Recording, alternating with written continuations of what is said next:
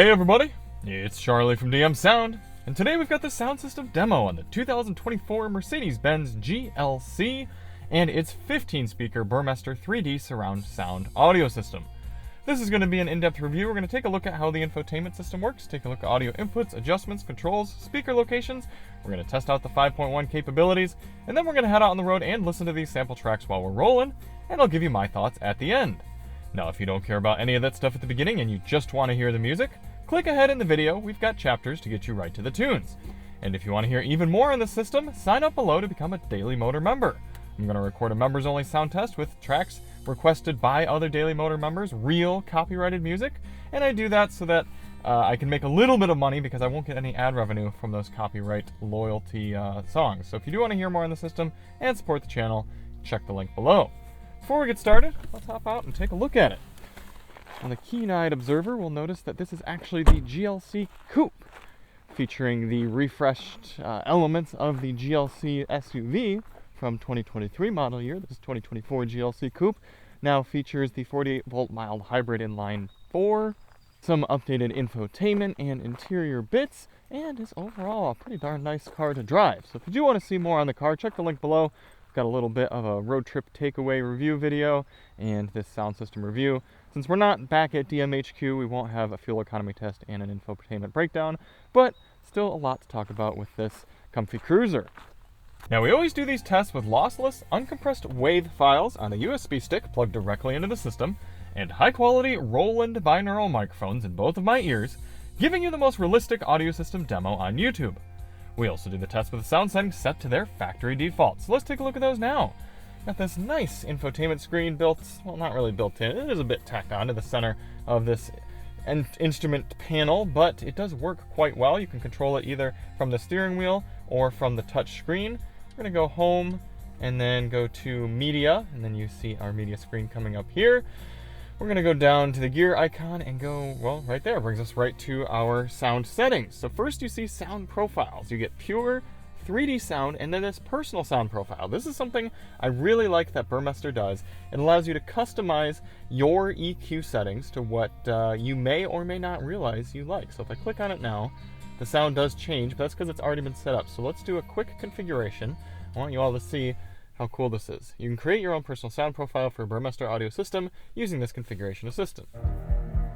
So you set your personal comfort volume for this type of instrument. I like my music a little louder, so we're going to go right there. And then for this type of instrument. And then you can balance between a little bit more cello and a little bit more violin. I like a little bit more cello. And then a volume which you find to be low. Find that to be a low volume. And then same thing, balance it out. And then the drum comes in. A little bit more of a driving drum beat there. Well, actually it's a little out of balance. I'm going to keep it right in the middle. Now you can kind of change between more bass, more vocal, more bright, and more intensive, but they kind of give you an estimation of what you'd like right here based on those answers you just gave. And then you can choose how much surround you like and how much up and down 3D you'd like. Like a little bit of each. And then do you like bass being neutral, soft, warm, or punchy? I like a warm bass. And now you can compare this personal sound profile with the original flat EQ.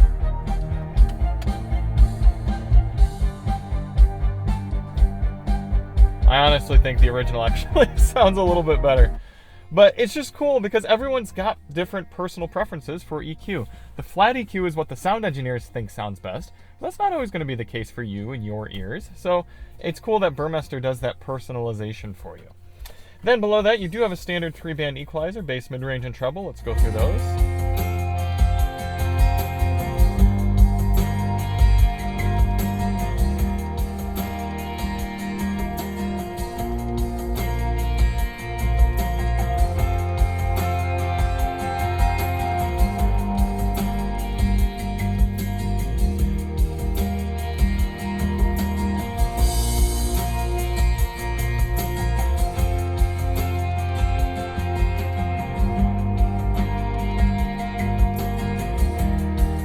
Then below that, you have adjustment for front, rear, left, right, fader, and balance, and a sound focus screen, which can either optimize the sound for all seats, the fronts, or the rears.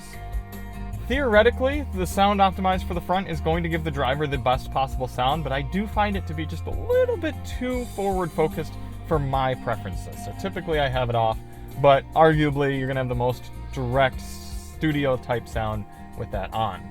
Lastly, some loudness normalization, adjustment of the perceived volume to one level. I'm gonna have that off for this test just so that we can not have any sort of changing of the original recording, but theoretically when you're driving around in real world, you're gonna wanna have that on to make up for wind, tire, road, and engine noise. And that is it for audio adjustments. For audio controls here in the GLC, we've got a volume touch slider right here. You can kind of slide or click, and then when that comes up on the screen, you can also adjust it there. You've also got the same thing on the steering wheel. It can slide around. I do miss the Mercedes physical scroller that we used to have, but cost cutting gets to everybody. Then for track selection, this is a bit frustrating. You do have a persistent button here on the screen to do tracks, so that's fine. But within the steering wheel, the only way to change through tracks is to make sure your screen is up here on the media dial, if you will, or the media screen. Then you can swipe back and forth using the left side of the steering wheel. For audio inputs in the GLC, you have, let's go home, radio. We've got AM, FM, Sirius XM satellite radio, and I heard that Sirius XM is standard now. New Linkin Park's track.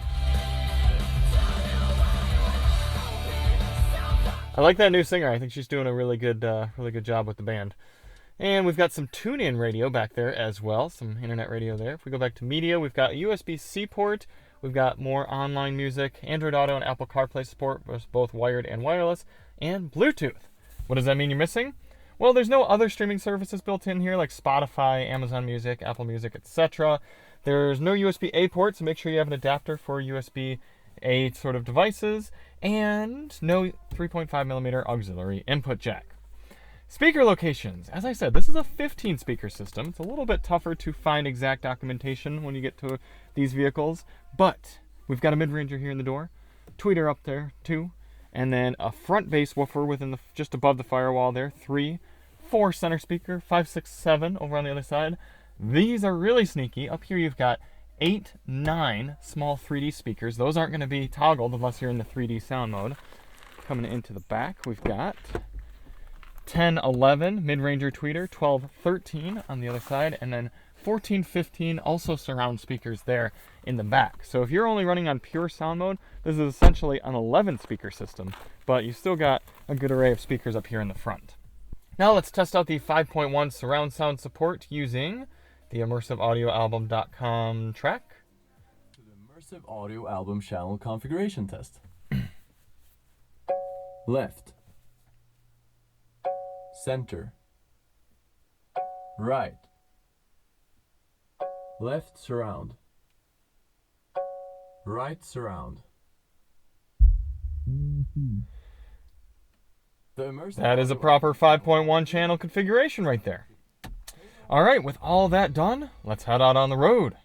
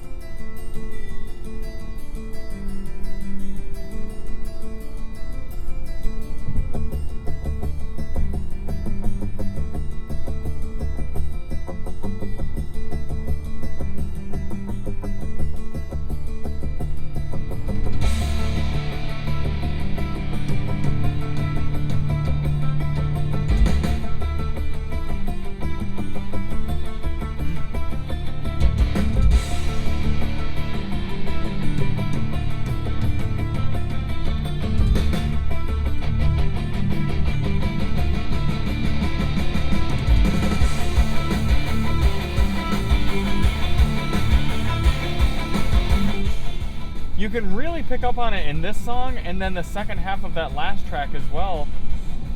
The system's lacking a depth, and I'm really surprised by it. There's a small part of me that wants to restart the car and see if the system still sounds the same way or if we're having some sort of glitch, because I'm not getting enough drive from the upper bass sounds and the lower mid-ranges, and that's where your real meat and potatoes is of your music. I mean, it's one thing to have crispy highs and booming lows, but if you don't have that middle where the guitar is and that the bass guitar and everything just kind of coming through, you miss that satisfying aspect of the music. So I am surprised to be missing out on that here. For this next track, we're going to turn the bass all the way up, see what sort of rumblings we get.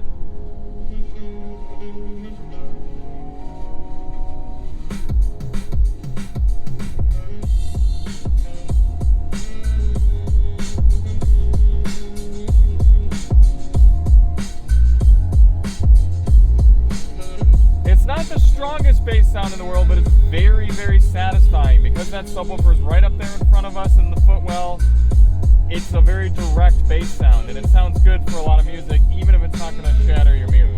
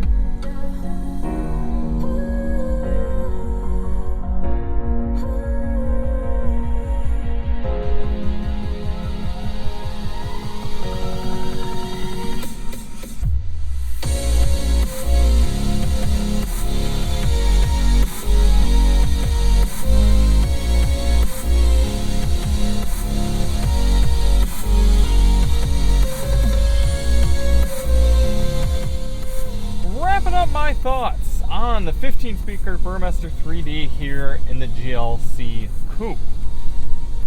It's not my favorite Burmester, and I'm a bit disappointed because this is the second step up Burmester 3D surround sound system, and we see this in a lot. Actually, this might even be the third step up, come to think of it. I'd have to look again at the list. I'll put it down here below, but this is supposed to be a pretty serious system, and when we heard it in the CLE-class, if it is indeed the same system, that was fantastic. It was probably the best system we've tested all year. This one, the tuning is just a little off. Listen, if I add a little bit of bass and take down the mid-range a little bit, how much more depth we get from the sound.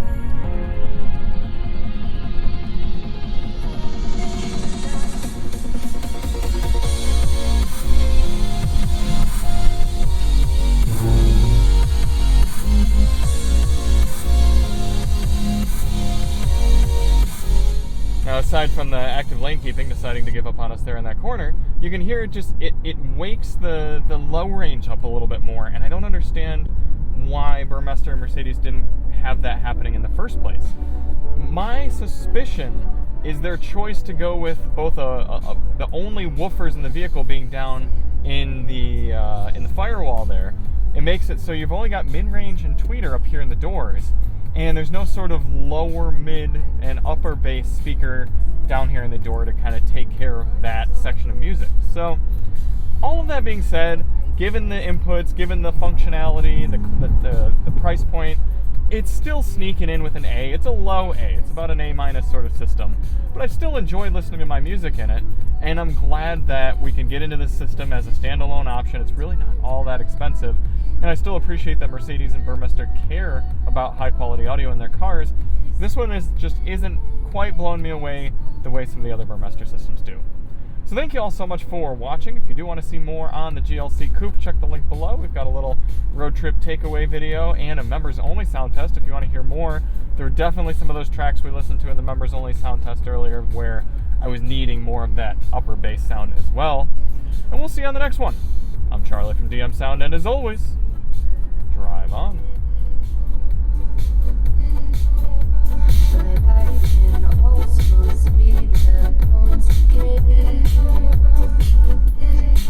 Oh, and we need a volume knob too. I'm getting sick of these sliders.